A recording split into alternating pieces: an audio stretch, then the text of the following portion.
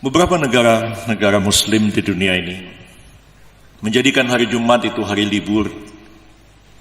Di Timur Tengah dengan alasan yang sangat sederhana, perlu ada libur mingguan sesuai dengan Konvensi Perburuhan Internasional. Lalu hari Minggu dijadikan hari libur. Di negara-negara barat katanya tidak perlu ada masjid-masjid di kampus-kampus, sekolah-sekolah, kantor-kantor, tangsi-tangsi militer, polisi, bahkan di istana kepresidenan, kalau hari Jumat itu adalah hari libur. Toh tidak akan ada orang salat Jumat di sana, karena semua pegawai libur semua. Dan akan banyak orang menyelenggarakan kegiatan-kegiatan kekeluargaan, hari ulang tahun, pesta perkawinan pada hari Jumat, karena hari Jumat hari libur. Banyak juga orang piknik keluar kota karena hari Jumat adalah hari libur. Tapi kalau hari Minggu hari kerja, maka umat Nasrani berhak untuk meminta didirikan gereja-gereja di kantor mereka mau beribadat kalau hari Minggu hari kerja. Jadi dari segi kepentingan dakwah Islamiyah, kepentingan yang jauh lebih besar, kepentingan umat, kepentingan bangsa, maka memang sesuai dengan nas Al-Quran, hari Jumat itu memang bukan hari yang libur. Kita memaklumi bahwa ajaran Islam itu mencakup segala hal, tidak memisah-misahkan dunia dengan akhirat, tidak memisahkan kehidupan pribadi dengan kehidupan sosial, dan juga tidak memisahkan agama dari negara. Cakupan yang luas itu memerlukan kebijakan, memerlukan pengaturan, pengawasan, dan implementasi yang memang akan ada di tangan mereka yang memiliki kekuasaan. Makanya Al-Quran mengatakan ati'ullah wa ati'ur rasul wa ulil amri minkum. Hai orang-orang yang beriman, taatlah kalian kepada Allah, taatlah kalian kepada Rasul, wa ulil amri minkum, dan orang-orang yang memiliki kekuasaan di antara kalian. Kepada Allah itu ati'ullah wa ati'ur rasul, tapi tidak ada kata-kata taat kepada ulil amri, wa ulil amri minkum, dan kepada orang yang memegang kekuasaan di antara kalian. Para mufassirin mengatakan karena tidak ada penegasan kata-kata taat kepada ulil amri itu, walaupun wajib ditaati, menunjukkan bahwa kepatuhan kepada ulil amri itu bukan kepatuhan yang absolut, seperti kepatuhan kita kepada Allah dan kepatuhan kita kepada Rasul. Dalam konteks yang seperti itulah, pengaturan peribadatan adalah sesuatu yang tidak terpisah dari kebijakan-kebijakan kekuasaan negara. Ada aspek-aspek ajaran Islam itu yang dapat kita laksanakan sendiri tanpa campur tangan kekuasaan, tanpa pengaturan kekuasaan. Kita bisa berzikir, kita bisa berdoa, bisa membaca Al-Quran sebagai salah satu ibadah tanpa perlu adanya pengaturan atau campur tangan kekuasaan. Bahkan dalam beberapa hal, sholat pun bisa dilaksanakan tanpa campur tangan kekuasaan, walaupun kadang-kadang ada intervensi kekuasaan juga. Sementara sholat Jumat itu memerlukan satu kebijakan negara.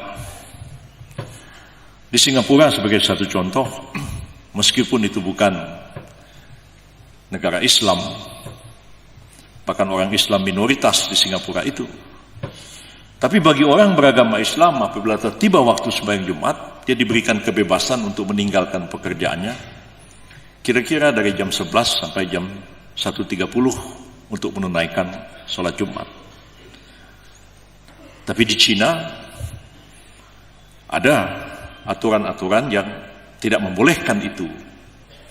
bagi tentara, polisi, dan pegawai negeri. Orang swasta sih bebas saja kalau mereka mau sholat Jumat di Tiongkok. Artinya memang ada aspek-aspek Islam itu memerlukan campur tangan kekuasaan dalam bentuk satu pengaturan. Lebih jauh lagi ada aspek-aspek di dalam Al-Quran itu yang tidak mungkin dilaksanakan tanpa adanya alat kekuasaan. Menegakkan syariah adalah satu kewajiban kita umat Islam. Menegakkan kebajikan adalah satu kewajiban. Mencegah kemungkaran juga adalah satu kewajiban. Kita dikatakan kuntum khairu ummatin ukhrijat linnas ta'muruna bil ma'ruf wa tanhauna 'anil munkar. Kalian adalah sebaik-baik umat karena kalian beriman kepada Allah dan kalian selalu menyuruh kepada kebajikan dan mencegah kemungkaran. Menegakkan kebajikan, mencegah kemungkaran, ada yang bisa dilaksanakan dalam level pribadi, ada yang bisa dilaksanakan dalam level kelompok, tapi ada yang tidak bisa dilaksanakan kecuali oleh kekuasaan negara yang memiliki otoritas untuk itu. Tak seorang pun menyangkal bahwa ajaran Islam itu mempunyai hukum yang agak berbeda dengan agama-agama lain. Agama Kristen tidak punya hukum sama sekali. Agama Yahudi punya. Agama Shinto tidak punya hukum sama sekali. Buddha juga tidak. Agama Hindu punya hukum. Hanya Islam, Yahudi, dan Hindu yang punya hukum. Dan hukum itu mencakup segala aspek, baik masalah pribadi, masalah keluarga, perkawinan, kewarisan, sistem kekeluargaan, perdagangan, transaksi jual beli, kontrak, sampai pada penegakan aspek-aspek hukum pidana dan hukum publik internasional seperti menegakkan hukum di bidang kelautan. Andai kata malam-malam ada orang masuk ke rumah kita tanpa hak, mencuri harta benda kita. Tapi ketika dia gotong televisi misalnya, punya kita terbangun, kita tangkap orang itu, bisakah kita ambil golok, kita potong tangannya? Tidak bisa. Karena kewenangan untuk menegakkan hukum pidana bukan kewenangan individu, bukan kewenangan kelompok, melainkan dia adalah kewenangan negara. Hanya negara yang bisa menegakkan hukum publik seperti itu. Karena itu, aspek-aspek syariat Islam yang antara lain mencakup aspek pidana seperti itu. Walaupun secara normatif dia tidak bisa langsung dilaksanakan, melainkan memerlukan satu transformasi dan formulasi. Bagaimana mentransformasikan syariah misalnya ke dalam hukum nasional Indonesia. Kita mau mengganti KUHP warisan Belanda dengan KUHP nasional yang baru misalnya, yang di dalamnya itu kita mentransformasikan kaidah-kaidah hukum Islam, kaidah-kaidah hukum adat dan sebagainya. Itu pun pada tingkat memformulasikan norma, kita memerlukan adanya kekuasaan politik. Karena yang berwenang membentuk undang-undang adalah Dewan Perwakilan Rakyat dan Presiden. Kalau Presiden dan DPR-nya tidak mempunyai semangat atau jiwa keislaman, tidak mungkin spirit syariat Islam akan masuk ke dalam KUHP nasional. Begitu juga peraturan perundang-undangan yang lainnya, belum lagi melaksanakannya.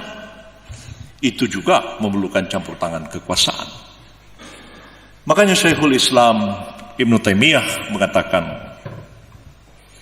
keberadaan negara itu bukanlah satu institusi yang diperintahkan langsung oleh syariah, seperti pendapat dari Imam Al-Mawardi di dalam kitab Al-Ahkamus Sultaniyah. Imam Al-Mawardi mengatakan negara itu wajib karena perintah syariah didasarkan atas ijma. Setelah Rasulullah wafat, para sahabat berkumpul dan membentuk kepemimpinan yang dipimpin oleh seorang Amirul Mukminin yang belakangan disebut dengan istilah khilafat atau khalifah itu. Jadi kewajibannya berdasarkan ijma' para sahabat. Ibnu Taimiyah mengatakan tidak berdasarkan syariah. Tapi dia merupakan satu institusi yang perlu ada, sebab tanpa institusi negara itu, maka seluruh syariah itu tidak dapat dijalankan. Makanya kita kembali kepada kaidah dalam usul fikih yang mengatakan ma la yatimul wajib illa bihi fahuwa wajib. Sesuatu yang wajib untuk dilaksanakan tapi tidak dapat terlaksana tanpa adanya faktor X sebagai alatnya, maka menciptakan faktor X itu adalah suatu kewajiban pula. Karena itu tidak ada satu model Islamic State, negara Islam yang sama di dunia ini, baik dalam teori maupun di dalam prakteknya. Kalau kita membandingkan Konstitusi Republik Islam Iran, Republik Islam Pakistan, Djibouti, Mauritania, atau Malaysia dan Brunei Darussalam, kita akan melihat ada perbedaan-perbedaan implementasi dari syariah itu dalam konsep negara, begitu juga dalam praktek pelaksanaannya. Tapi satu hal ialah bahwa tidak mungkin keseluruhan ajaran-ajaran Islam itu sampai pada level publik dapat terlaksana tanpa adanya kekuasaan negara. Makanya ada ayat Al-Quran, ya ayyuhallazina amanu atiiullah wa atiiur rasul wa ulil amri minkum. Hai orang-orang yang beriman, taatlah kalian kepada Allah, taatlah kepada Rasul, dan orang-orang yang memegang kekuasaan di antara kalian. Jadi kalau seperti itu corak dari Islam, maka mustahillah kita mengatakan agama itu dipisahkan dari negara. Tidak mungkin sama sekali. Doktrin seperti itu memang muncul dalam sejarah zaman Renaissance di Eropa, yang semula kekuasaan gereja Katolik begitu dominan. Pada hampir semua aspek kehidupan itu tidak terlepas daripada kekuasaan Paus yang ada di Roma. Tapi ketika muncul kelompok Protestan, mereka mengkritik kekuasaan Paus itu, mengkritik teokrasi atau theocratic state dalam Katolik itu, lalu melahirkan gerakan reformasi yang salah satunya adalah intinya kembali kepada spirit dalam kitab Injil, di mana dikatakan berikanlah hak kaisar kepada kaisar dan berikanlah hak Tuhan kepada Tuhan. Dari situlah timbul ide yang dalam bahasa Belanda disebut scheiding van kerk en staat, atau bahasa Inggrisnya mengatakan separation of church and state. Gerakan pemisahan antara gereja dengan negara. Kerk atau church dalam bahasa Belanda dan Inggris itu artinya gereja. Yang dipisahkan bukanlah agama, bukan religi, and state, bukan religion and state, tapi yang dipisahkan church and state. Karena agama Kristen itu membentuk satu hierarki dalam gereja Katolik, mulai dari pemimpin tertinggi ada di PAU di Roma sampai kepala paroki yang ada di sebuah kelurahan atau desa di sini. Dan itu hierarki, semacam satu pemerintahan organisasi gereja.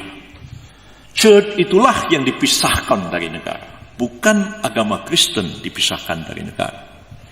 Bisakah agama Kristen dipisahkan dari negara? Ada seorang tokoh Partai Kristen Indonesia di sini, namanya Dr. Noto Hamijoyo, ketua Parkindo tahun 50-an. Dia menulis buku, judulnya Iman Kristen dan Politik. Dalam bukunya itu dia bertanya, bisakah agama Kristen dipisahkan dari politik? Jawab dia, tidak mungkin. Gereja bisa dipisahkan, tapi agama Kristen tidak dapat dipisahkan dari politik. Sebab katanya, iman Kristen bekerja dalam otak dan dalam hati orang-orang Kristen. dan orang Kristen itu terlibat dalam politik, maka agama akan mempengaruhi hati dan mempengaruhi pikirannya, dan akan mempengaruhi kebijakan-kebijakan dan perilaku politiknya.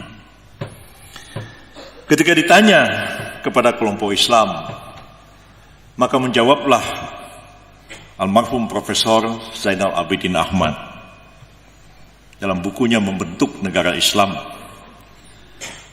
Beliau mengatakan, barang siapa yang bisa memisahkan gula dari manisnya, bisalah dia memisahkan Islam dari politik. Barang siapa bisa melakukan itu, bisalah dia memisahkan Islam dari negara. Jadi memang tidak mungkin agama itu dipisahkan dari negara. Walaupun presiden kita sekarang pernah menganjurkan supaya politik dipisahkan dari agama.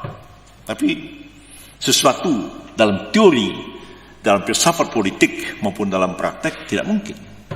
Toh ketika negara sudah kesulitan keuangan, Menteri Keuangan Sri Mulyani punya gagasan agar zakat dikelola oleh negara, dan di Departemen Keuangan ada Dirjen Zakat di samping Dirjen Pajak. Nah, katanya agama harus dipisahkan dari negara. Tapi ketika bicara soal uang, ya agama disatukan lagi dengan negara. Jadi inkonsisten dalam berpikir. Nah, ini semua penting untuk kita renungkan, kita pikirkan bersama. Khususnya bagi kita kaum muslimin, kita yang hadir di sini, kaum intelektual, saintis, calon-calon intelektual, calon-calon saintis, untuk berpikir lebih jauh, melihat masyarakat, bangsa dan negara kita sekarang dan di masa depan. Sebab Islam itu telah, sedang, dan akan terus memainkan peranannya dalam kehidupan masyarakat Indonesia ini. Walaupun dia bisa mengalami pasang surut. Komunisme pun, walaupun dikatakan sekarang komunis tidak relevan dengan perkembangan zaman, tapi dia punya akar-akar historis dalam satu gerakan politik di sini. Buya Syafi'i ketika ditanya, bosan saya dengan isu PKI. Tapi ketika ditanya, masih bisa hidup nggak Buya? Oh, masih bisa hidup kalau negara menciptakan kesenjangan. Nah, jadi kan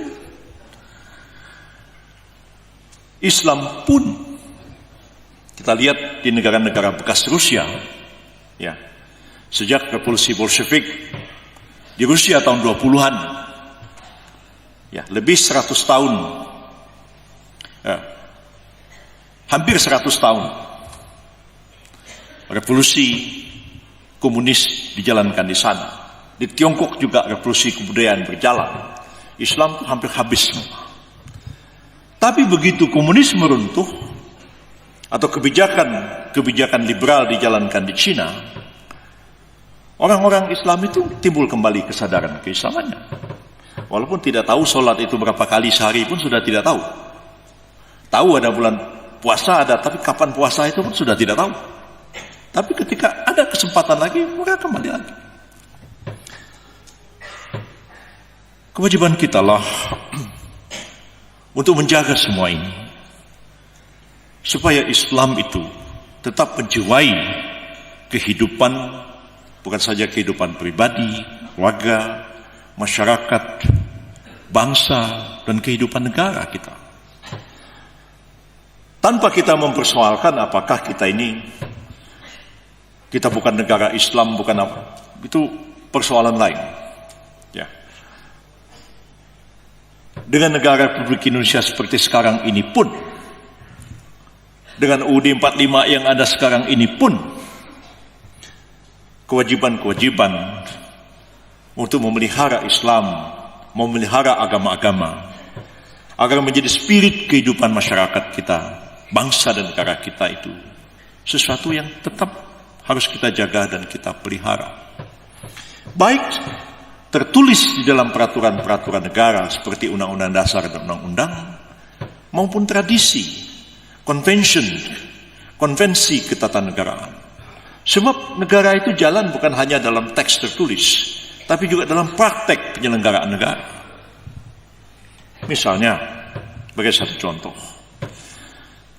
sejak tahun 1950, ya, bahkan sebelumnya sudah berjalan juga, selalu ada dua acara keagamaan Islam yang dalam praktek diangkat menjadi upacara kenegaraan. Upacara kenegaraan itu artinya apa? Upacara kenegaraan itu adalah upacara yang dihadiri oleh presiden dan wakil presiden, dilaksanakan di Istana Negara, dihadiri oleh pejabat-pejabat negara, dan dihadiri oleh korps diplomatik. Ada dua acara. Acara Maulid Nabi dan acara peringatan Nuzul Quran. Selama Presiden Soekarno menjadi presiden, selama Presiden Soeharto menjadi presiden, konvensi ketatanegaraan itu tidak pernah sekalipun ditinggalkan. Maulid, Nuzul Quran, upacara kenegaraan di Istana Negara. Nuzul Quran itu tidak masuk ke dalam upacara kenegaraan, tapi selalu dilaksanakan di Masjid Istiqlal. Itu simbol. Hidup itu penuh simbol-simbol. Simbol bahwa ini negeri Muslim, mayoritas Islam, memperingati Maulid Nabi, ya, memperingati Nuzul Quran,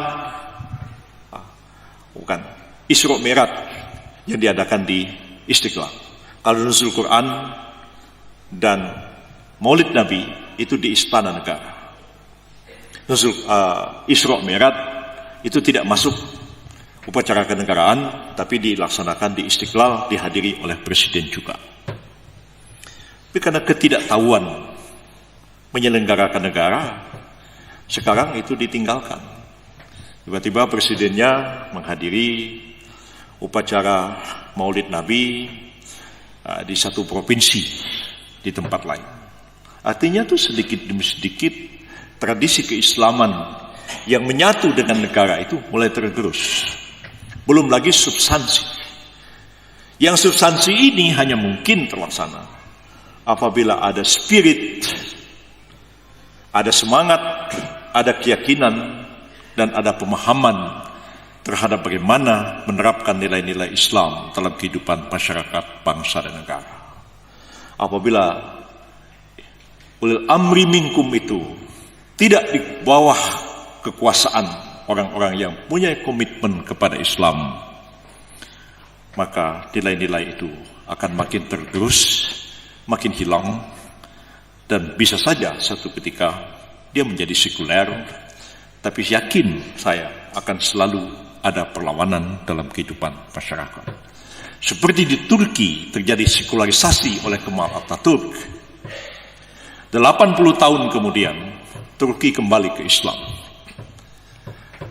Mereka bukan membangun kembali Islam di Turki, bahkan di Jepang sekarang dibangun masjid terbesar dan terindah, masjid terbesar di Jepang tapi dianggap terindah di Asia. Dibangun di Tokyo, dan masjid itu dibangun oleh rakyat dan pemerintah Turki. Satu hal yang kita tidak bisa membayangkan itu terjadi 20 tahun yang lalu, ketika militer Turki masih sangat dipengaruhi oleh sekularisme Kemal Atatürk.